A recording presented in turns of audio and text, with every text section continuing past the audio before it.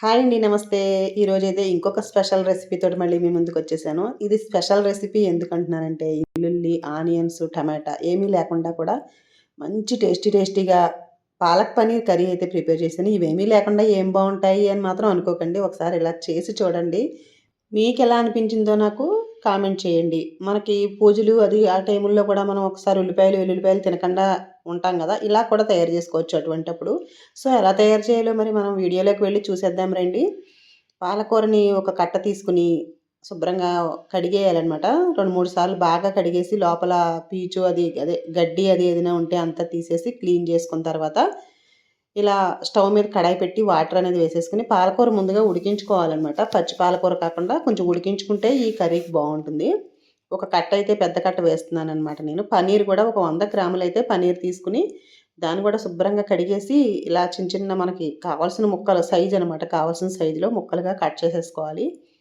అంతా కట్ చేయకుండా నేను ఒక ముక్క అయితే పక్కన పెట్టుకున్నాననమాట. మిగిలినవన్నీ ఏ సైజులో కావాలో ఆ సైజులో అన్నీ కట్ చేసేసి ఇలా స్క్వేర్‌గా గానీ, లేదంటే డైమండ్‌లా గానీ ఎలాగైనా సరే కట్ చేసేసుకోవచ్చు. ఇది ఫ్రెష్‌గా దొరికిన పన్నీర్ అనమాట అండి. ఇప్పుడు ఈ ముక్కని పక్కన పెట్టాను కదా! దీన్నైతే కొంచెం తురిమేసుకుంటాననమాట. ఒక పావు కప్పు తురిమైతే ఈ కర్రీకి బావుంటుంది. ఇలా విడిగా పన్నీర్ తురుము కూడా రెడీ చేసుకొని, ముక్కలు రెడీ చేసుకొని పక్కన పెట్టుకోవాలి. చూసారు కదా! ఇప్పుడు మిక్సీ జార్ తీసుకొని ఒక 2 స్పూన్‌లయితే నువ్వులు వేసుకోండి. తెల్ల నువ్వులు. అలాగే ఒక 2 స్పూన్‌ల జీడిపప్పు. కొంచెం వాటర్ వేసేసి పేస్ట్ చేసేసుకోండి. చాలా కమ్మదనం వస్తుందనమాట కూరకి. ఇదే ఎక్కువ రుచిని పెంచిద్దనమాట. ఇలా పేస్ట్ చేసేసుకొని పక్కన పెట్టుకోవాలి. ఇప్పుడు పాలకూర కూడా ఉడికిపోయింది. చాలా తొందరగా ఉడికిపోతుంది కదా పాలకూర. వేడిగా ఉంది కదా! దించేసి ఒక చల్లని నీళ్ళల్లో వేసుకున్నాం అనుకోండి. కలర్ అనేది పోదు. తొందరగా చల్లారుతుందనమాట. ఈ నీళ్ళైతే పారబోయొద్దు. తర్వాత మనం మళ్ళీ కూరలో కావాలంటే వేసుకోవచ్చు. ఉడికించిన నీళ్ళనమాట. పాలకూర ఉడికించినవి. పాలకూర కొంచెం చల్లారిపోయిన తర్వాత ఇలా మిక్సీ జార్‌లో వేసేసుకొని, ఇందులోకి ఒక 2, 3 పచ్చిమిర్చి, చిన్న అల్లం ముక్క వేసి, అలాగే కొంచెం జీలకర్ర వేసుకోవాలి. పేస్ట్ చేసేసుకుందాం అనమాట. ఇందులోకి కొంచెం కొత్తిమీర కూడా వేస్తున్నాను. ఫ్లేవర్ అనేది బావుంటుంది. ఫైన్ పేస్ట్‌లా చేసేసి పక్కన పెట్టుకోవాలి. స్టవ్ ఆన్ చేసి కడాయి పెట్టుకొని, కొంచెం ఆయిల్ వేసుకొని, పన్నీర్ ముక్కలు ఫ్రై చేసుకోవడానికనమాట. పన్నీర్ ముక్కలన్నీ వేసేసి కొంచెం స్టవ్ లో ఫ్లేమ్‌లో పెట్టి ఫ్రై చేసుకోవాలి. లేదంటే అడుగున అంటుకుపోతుంది. కలుపుతూ కొంచెం జాగ్రత్తగా ఫ్రై చేసుకోవాలి. రెండు వైపులా కొంచెం అలా గట్టిగా అయ్యే వరకు మరీ ఎక్కువ కాదు. కొంచెం అలా ఫ్రై అయితే సరిపోతుందనమాట. ఫ్రై చేసేసుకొని ఒక బౌల్‌లోకి తీసేసుకుందాము. అడుగంటకుండా చూసుకోండి. లేదంటే పన్నీర్ ముక్కలు అంటుకుపోతూ ఉంటాయి. ఇవైతే వేగిపోయాయి. ఒక బౌల్‌లోకి తీసేస్తున్నాను.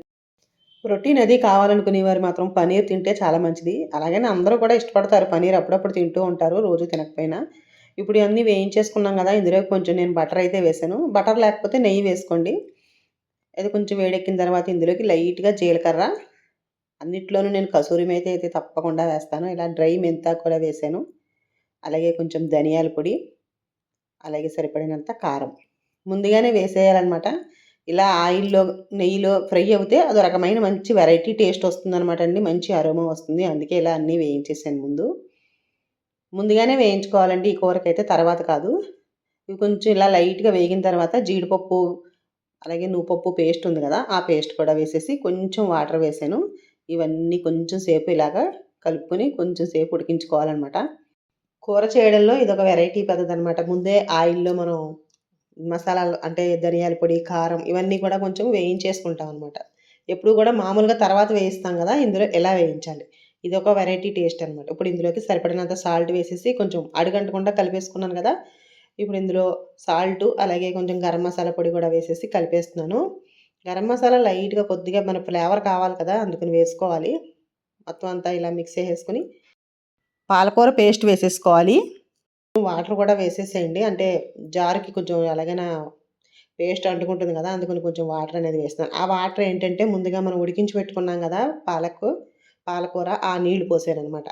అందుకే నేను ముందుగా అవి వేస్ట్ చేయకుండా పక్కన పెట్టాననమాట. ఇప్పుడు ఇందులోకి కొంచెం పచ్చి బఠానీలు వేస్తున్నాను. ఇది ఆప్షనల్ మాత్రమే. మీకు ఇష్టమైతే బఠానీలు వేసుకోండి. లేదంటే అలా ప్లెయిన్‌గా కూడా కూర పన్నీర్ అది వేస్తాం కాబట్టి అలాగైనా తినేయొచ్చు. ఇప్పుడు సీజన్‌లో పచ్చి బఠానీలు ఎక్కువ ఉంటాయని చెప్పి నేను అన్నిట్లోనూ కొంచెం కొంచెం యాడ్ చేస్తూ ఉంటాను. పన్నీర్ ముక్కలు కూడా వేసేస్తున్నాను వేయించేసినవి. ఇలా మొత్తం అంతా ఒకసారి కలిపేసి మూత పెట్టేస్తే ఒక 1, 2 నిమిషాల పాటు అంటే ఆల్మోస్ట్ అన్నీ ఉడికినవి, వేగినవే కదా! మరి ఎక్కువ సేపేమి అవసరం ఉండదు. 2 నిమిషాల పాటు కొంచెం దగ్గర పడే వరకు ఇలా కలుపుకొని ఉడికించుకుంటాం. మధ్య మధ్యలో ఒకసారి కలుపుకుంటూ ఉండాలి. ఆల్మోస్ట్ అయితే రెడీ అయిపోయినట్లే. బఠానీలు కూడా ఉడకాలి కదా! అవి కూడా ఉడికిపోయాయి. ఇప్పుడు పన్నీర్ తురుము వేసేస్తున్నాను పైన. పన్నీర్ తురుము వేయడం వల్ల చాలా కమ్మదనం వస్తుందండి కూరకి. కంపల్సరీ తురుము వేసుకోవాలి, ఇలా పైన బాగుంటుంది. కొంచెం కొత్తిమీర తురుము కూడా వేసేసి ఒకసారి మొత్తం అంతా కలిపేస్తున్నాను.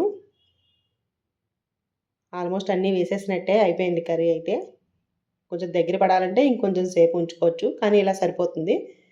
మూత పెట్టేస్తే రెడీ అయిపోయినట్లే. ఇప్పుడు ఇందులోకి పైన కొంచెం పాల క్రీమ్ వేస్తున్నాను నేను. పాలమీగడ ఉంటుంది కదా, అది కానీ లేదంటే ఫ్రెష్ క్రీమ్ కానీ వేసుకోవచ్చు. మనకి ఇంట్లో ఎప్పుడు పాలమీగడ రెడీగానే ఉంటుంది కాబట్టి కొంచెం కూరలో అది యాడ్ చేసుకుంటే మంచి మంచి టేస్ట్ అనేది వస్తుందనమాట. చూసారు కదా, పాలక్ పన్నీర్ కూడా అయితే రెడీ అయిపోయింది. ఇప్పుడు స్టవ్ ఆఫ్ చేసేయచ్చు. ఇంకా దగ్గర పడిపోయింది కదా కర్రీ అనేది. స్టవ్ ఆఫ్ చేసేసి కిందకి దింపేస్తున్నాను. కొంచెం చల్లారనమాట లైట్‌గా. బాగా ఉడికిపోయింది కదా! ఇప్పుడు లైట్‌గా కొంచెం ఒక్క అర నిమిషం పాటు కొంచెం చల్లారిన తర్వాత ఇందులోకి కొద్దిగా నిమ్మరసం అయితే పిండుకోవాలి. లైటు పులుపు ఉంటేనే బాగుంటుంది కూర. ఇలా అర టీ స్పూన్ వరకు నిమ్మరసం వేసేసుకున్నాను. చూసారు కదా కలర్‌ఫుల్‌గా ఎంత బాగుందో కూర అనేది. ఇందులో మనం టమాటా, ఉల్లిపాయ వేయకపోయినా సరే గ్రేవీ చాలా బాగా వచ్చింది. సో, తప్పకుండా మీరు కూడా ఒకసారి ఇలా ట్రై చేయండి. పన్నీర్, పాలక్ పన్నీర్ అంటే మంచి కాంబినేషన్ అనమాట. రోటీ, చపాతీల్లోకి చాలా బాగుంటుంది. అలాగే ఫ్రైడ్ రైస్, బిర్యానీ ఇలాంటి వాటిల్లో కూడా చాలా బాగుంటుందండి కూర. సో, తప్పకుండా ట్రై చేయండి. ఈ టేస్టీ రెసిపీ లైక్ చేయండి. అలాగే మీ ఫ్రెండ్స్‌కి, రిలేటివ్స్‌కి షేర్ చేయండి. ఫస్ట్ టైం నా ఛానల్ చూసినట్లయితే మాత్రం సబ్స్క్రైబ్ చేసుకోండి. Thank you for watching.